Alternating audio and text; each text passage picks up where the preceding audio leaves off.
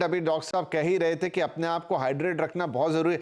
तो कोहली साहब एक एक करके शुरू करते हैं। जैसे आपने कहा कि एक तो खान पान, एक दिनचर्या और एक जो ये तरल पदार्थ है, खासतौर पे पानी, इसका सेवन। मतलब अभी जो शीतल भी कह रही हैं कि अपने अंदर पसीना चूंकि ज़्यादा होता है तो हमारे जो न्यूट्रिएंट्स हैं या इलेक्ट्रोलाइट्स हैं वो बहुत ज़्यादा ड्रेन होते हैं। तो कहाँ से शुरुआत की जाए? क्या पहले खाने को ठीक किया जाए, पहले सोने को ठीक किया जाए? किस जगह से आप गर्मी की तैयारी शुरू कर सकते हैं?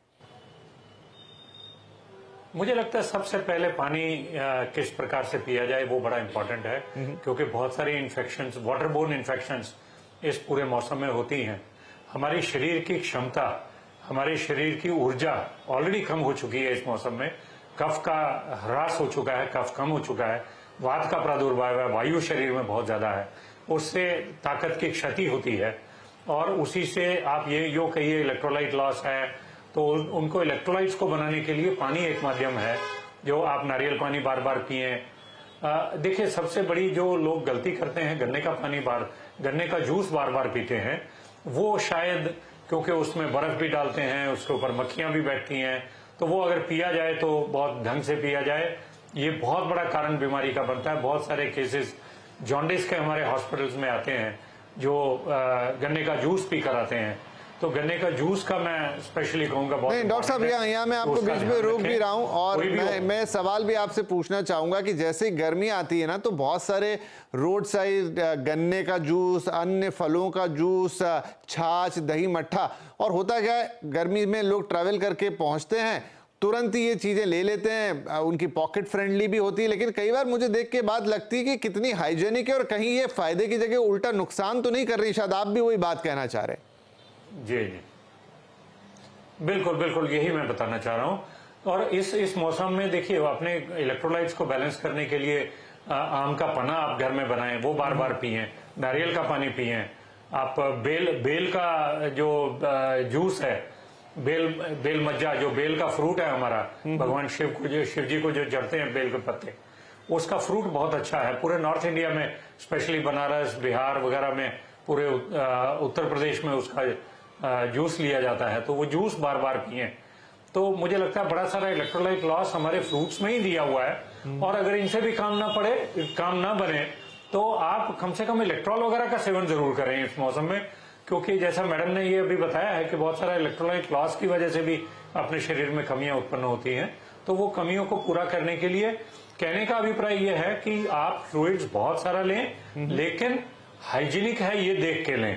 हाइजीनिक नहीं होगा तो थोड़ा सा भी, एक गिलास भी अनहाइजीनिक आपने लिया तो वो फायदे की जगह नुकसान ही करने वाला है। जी, तो ये बहुत इंपॉर्टेंट बात है जो डॉक्टर साहब ने कही है। बहुत सारे लोगों को मैं देखता हूं, बहुत सारी दुकानें आ जाती हैं, बहुत सारा सेवन भी होता है। और देखिए, गलत नहीं है, लेकिन आपको हाइजीन का तो ख्याल रखना ही पड़ेगा, क्योंकि इतना कंटामिनेशन होने के चांसेस रहते हैं गर्मियों के मौसम में। एक भी दिन चीज ताजी बासी हुई कि आपको नुकसान कर जाएगी। तो इस बात का ध्यान रखिए। आम का पन्ना, बेल का शरबत, जो घरेलू चीजें हैं, इनका इस्तेमाल करेंगे तो आपको हाइड्रेशन भी मिलेगा और बीमार पड़ने के चांसेस भी आपके कम रहेंगे। शीतल, एक जो चीज है वो खाने पे आके टिकी। अभी डॉक्टर साहब ने शुरुआत में ही कहा था कि अब ये मौसम ऐसा आ गया जहां आपने ज्यादा खाना नहीं खाना। खैर, भूख भी नहीं लगती, थोड़ी सी भूख अजीब सी हो जाती है, कम लगती है, लेकिन क्या खाना है ये बड़ा इंपॉर्टेंट है और क्या नहीं खाना है ये बड़ा इंपॉर्टेंट है। क्योंकि देखिए, एनर्जी तो चाहिए इस मौसम में भी, बल्कि ज्यादा एनर्जी चाहिए, तो उस खाने को रीबैलेंस कैसे करना है? ये बहुत इम्पोर्टेंट है कि हमें क्या खाना चाहिए और क्या नहीं खाना चाहिए। अगर इस चीज की समझ आ जाए तो वैसे ही बहुत चीजें ईज आउट हो जाएंगी।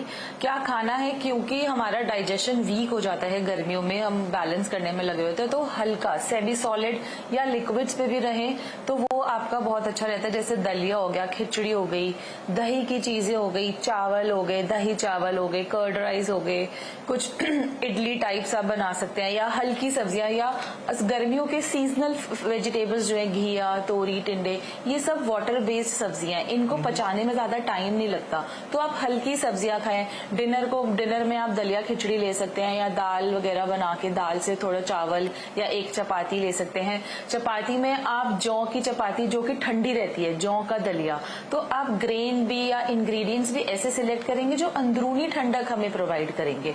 और क्या नहीं खाना चाहिए, स्पाइसी और ऑयली फूड इस सीजन में बिल्कुल अवॉइड करें, क्योंकि वो इतना फैट होता है और इतना हेवी होता है, हमें डाइजेशन में बहुत ज्यादा टाइम लगाता है।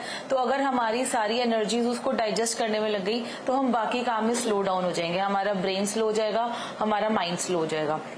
तो अवॉइड करें स्पाइसी खाना, मिर्ची वाला खाना, बाहर का खाना। जैसे डॉक्टर ने बोला, बेल का शरबत और आम पन्ना इस सीजन में बहुत ज्यादा अच्छा रहता है। बल्कि मैं तो बोलूंगी आप इनको ना पूरे दिन में डिवाइड कर लीजिए। जैसे बेल का शरबत है, सुबह उठते ही सबसे पहले आप बेल का शरबत लीजिए, ताकि सुबह उठते ही आपकी बॉडी में वो कूलिंग इफेक्ट आ जाए। आपने ब्रेकफास्ट लिया, अच्छा ब्रेकफास्ट, लाइट ब्रेकफास्ट, आप उसमें कुछ भी कर्ड के साथ फ्रूट्स ले सकते हैं। बहुत सारे पोहा लोग ले सकते पेठे हैं। का जूस भी प्रेफर करते हैं, क्या वो भी ठीक रहेगा? एशगॉर्ड जूस भी बहुत अच्छा रहता है, एशगॉर्ड, बहुत जी अच्छा हाँ। रहता है। जी जी। एशगॉर्ड जूस भी बहुत अच्छा रहेगा। गेहा का जूस, आप उसमें कुकुम्बर, तुलसी का पत्ता, पुदीना के पत्ते डाल के जूस ग्राइंड करके वो भी ले सकते हैं।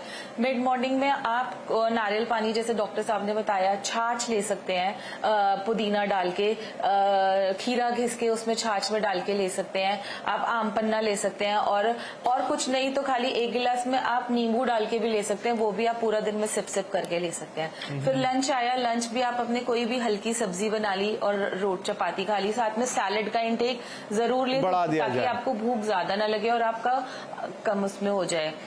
फिर आप इवनिंग में आप कोशिश करें, हम कोशिश करते हैं कि इवनिंग का टाइम होता है जिसको सबकी भूख लगने का टाइम होता है, तो चाय कॉफी अवॉइड करें, क्योंकि चाय कॉफी या अल्कोहल जो कैफिनेटेड ड्रिंक्स होती हैं, ये आपकी बॉडी से और वाटर डायोरेटिक्स होती है, तो वाटर को फ्लश आउट करती हैं। तो उस टाइम पे आप प्रोटीन रिच ड्रिंक ले। तो मैं आपको सजेस्ट करूंगी जौ का सत्तू, चने का सत्तू, ये अंदरूनी ठंडक प्रोवाइड करते हैं। अच्छा, फिलिंग प्रोटीन का आपने नाम लिया, प्रोटीन का आपने नाम